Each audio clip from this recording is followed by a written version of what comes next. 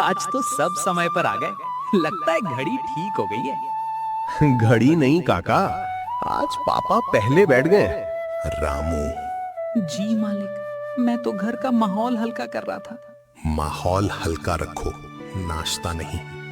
देखा काका, आज आपकी भी क्लास लग गई। बहू जी, हमारी क्लास रोज लगती है, पास आज तक नहीं हुए। रामू, तू अगर पढ़ लेता तो आज मालिक होता। दादी, तभी तो नहीं पढ़े, वरना इतना अच्छा परिवार कहाँ मिलता। चलो अब सब नाश्ता कर लो।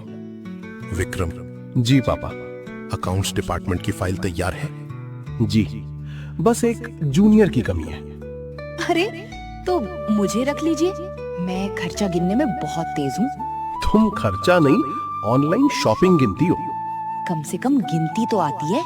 अरे बहू, घर चलाने वाली औरत अगर हिसाब न जाने तो आदमी महीने की 5 तारीख को ही गरीब हो जाए। दादी, हम तो पहली तारीख को ही हो जाते हैं। हंसी मजाक ठीक है, लेकिन कंपनी में मजाक नहीं चलता। इतनी सुबह सुबह कंपनी मत शुरू कर दीजिए, बच्चे आराम से नाश्ता कर लें। बिजनेस कभी आराम नहीं करता।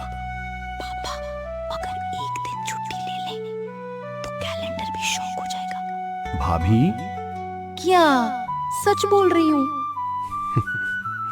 छुट्टी ले सकता हूँ अगर तुम शॉपिंग से छुट्टी ले लो। ठीक है पापा, ये सौदा मुझे मंजूर नहीं।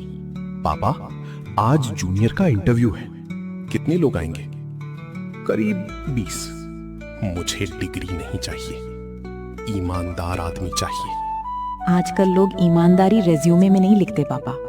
जो रेज्यूमे में नहीं लिखते वही चेहरे पर दिखाई दे जाती है। चेहरा पढ़ना आसान नहीं बेटा।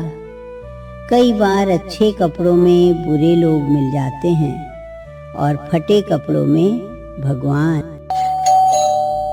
देखो कौन है। रामू काका धीरे धीरे दरवाजे की तरफ जाते हैं, चलते चलते बड़बड़ाते हैं। इतनी सुबह कौन आ गया? सुबह सुबह जो भी आता है, या तो बिजली का बिल आता है या नई मुसीबत। काका, इस बार ना बिल है ना मुसीबत। बाहर एक दुबला पतला लड़का खड़ा है, साफ धुले लेकिन पुराने कपड़े में। हाथ में पुरानी फाइल है, चेहरे पर घबराहट नहीं, सिर्फ सम्मान। नमस्ते। नमस्ते बेटा, किससे मिलना है? मुझे कंपनी में इंटरव्यू के लिए बुलाया गया है। इंटरव्यू कंपनी का और एड्रेस घर का? राहुल हल्की मुस्कान देता है। जी, पहली बार आया हूँ इसलिए थोड़ा कंफ्यूज हो गया था। कंफ्यूज तुम नहीं हुए, एड्रेस लिखने वाला हुआ है। दोनों मुस्कुरा देते हैं। चलो अंदर आओ।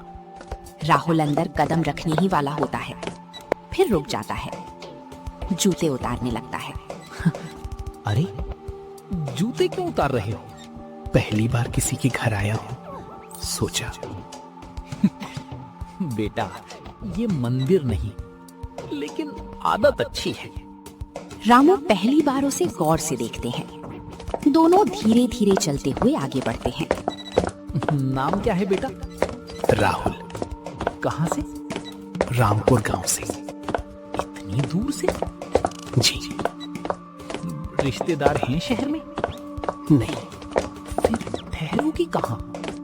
पहली नौकरी मिल जाए, फिर रहने की जगह ढूंढ लूंगा। रामू उसकी तरफ देखते हैं, कुछ बोलते नहीं, बस सिर हिला देते हैं।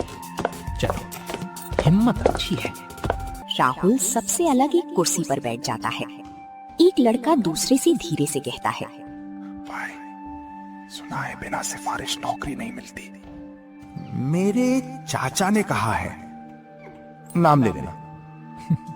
चाय कौन कौन पिएगा? सब हाथ उठा देते हैं। अरे वाह, नौकरी मिले ना मिले, चाय सबको चाहिए। सब हल्का हंसते हैं। काका, फ्री है ना? हाँ, लेकिन नौकरी लग गई तो ब्याज सहित वसूल करेंगे। कमरे में हल्की हंसी। राहुल भी मुस्कुरा देता है। रामू उसकी मुस्कान देख लेते हैं। अच्छा लगा, कम से कम हंसना आता है तुम्हें। मुश्किल समय में हंसना छोड़ दें तो मुश्किल और बड़ी लगने लगती है। रामू पहली बार थोड़ा गंभीर हो जाते हैं। धीरे से कहते हैं, बात छोटी कही लेकिन बड़ी है। उसी समय ऑफिस का दरवाजा खुलता है। एक कर्मचारी बाहर आता है। राहुल। राहुल खड़ा हो जाता है, फाइल उठाता है, एक गहरी सांस लेता है। रामू उसकी तरफ देखते हैं। डरना मत, सच बोलना। राहुल हल्की मुस्कान के साथ सिर हिलाता है। वो ऑफिस के दरवाजे की ओर बढ़ता है। दरवाजे के हैंडल पर हाथ रखता है और दरवाजा खुलने ही वाला होता है। मे आई कम इन? आइए, बैठिए। जी, अगर आप अनुमति दें तो खड़े खड़े ही बात कर लूं? क्यों?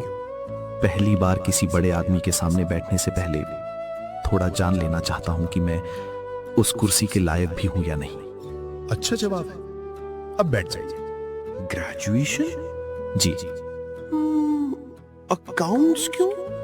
क्योंकि मुझे हिसाब रखना पसंद है। पैसों का? नहीं सर, जिम्मेदारियों का। अगर तुम्हारे हाथ से 5 लाख रुपए गायब हो जाएं तो सबसे पहले मैं खुद पर शक करूंगा, फिर हिसाब पर। और अगर गलती तुम्हारी ना हो तो सच सामने आने तक नौकरी बचाने की नहीं, सच बचाने की कोशिश करूंगा। आजकल ऐसे जवाब किताबों में भी नहीं मिलते। किताबें जवाब नहीं देती, इंसान देता है। आराध्या बिना देखे अंदर आती है। उसके हाथ में एक फाइल है। पापा, ये टेंडर वाली फाइल। वो बोलते बोलते रुक जाती है। उसकी नजर राहुल पर पड़ती है। राहुल तुरंत खड़ा हो जाता है। नमस्ते। नमस्ते। वो फाइल टेबल पर रख देती है। आराध्या, ये इंटरव्यू चल रहा है। सॉरी पापा, मुझे लगा आप फ्री हैं। वो बाहर जाने लगती है।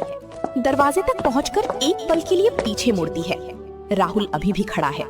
बैठ जाइए। इंटरव्यू आपका है, सजा नहीं। राहुल हल्का मुस्कुरा देता है। आराध्या बाहर चली जाती है। धर्मपाल ये सब देखते हैं, कुछ कहते नहीं। राहुल जी, अगर नौकरी मिल जाए तो कब से काम शुरू कर सकते हो? अगर जरूरत हो तो आज से। रहोगे कहां? अभी तय नहीं किया। मुनीम जी। जी मालिक।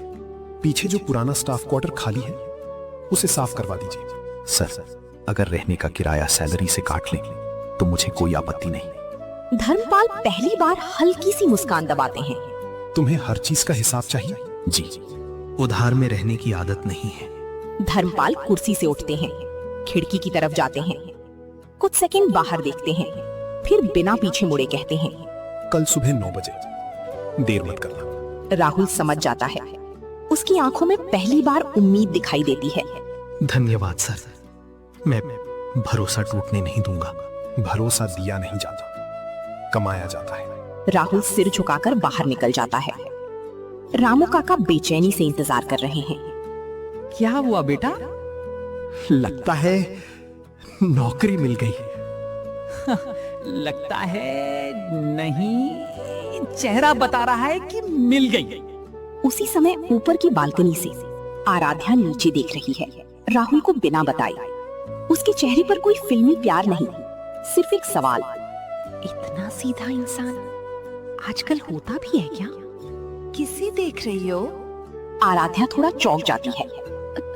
किसी को नहीं भाभी। अच्छा, तो फिर नीचे वाला लड़का हवा होगा।